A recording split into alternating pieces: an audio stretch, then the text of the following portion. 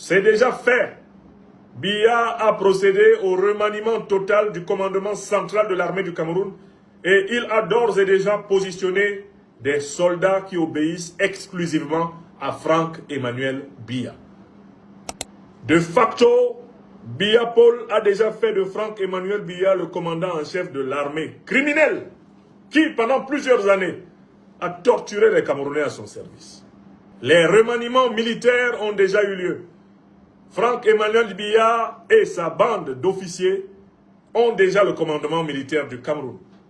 Le changement constitutionnel qui va être voté par les veaux que vous appelez abusivement députés, mais qui sont des députaillons, aura simplement pour but de nommer, bref, de permettre à Paul Biya de nommer un vice-président de la République, c'est-à-dire son propre fils, après qu'il lui ait, et c'est déjà fait, confié l'essentiel des pouvoirs militaires de l'État.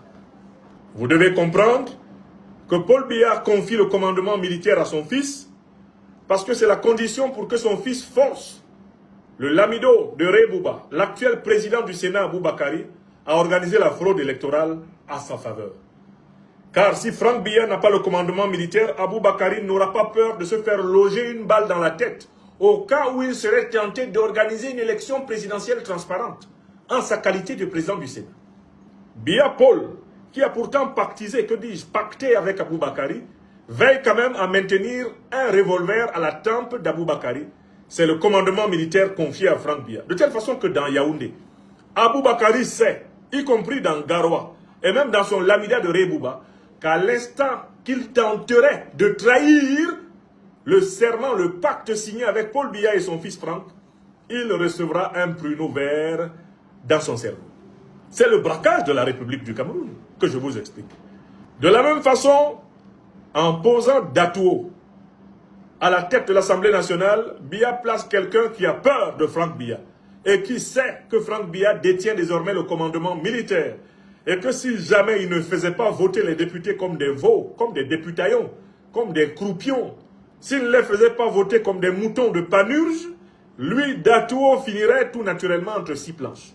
Puisque Franck Biya est d'ores et déjà à la tête du commandement militaire du Cameroun, son père ayant remplacé les officiers par ceux que Franck Biya voulait et qui ont déjà prêté allégeance à Franck Biya pour tenir les places fortes de l'armée du Cameroun pour lui.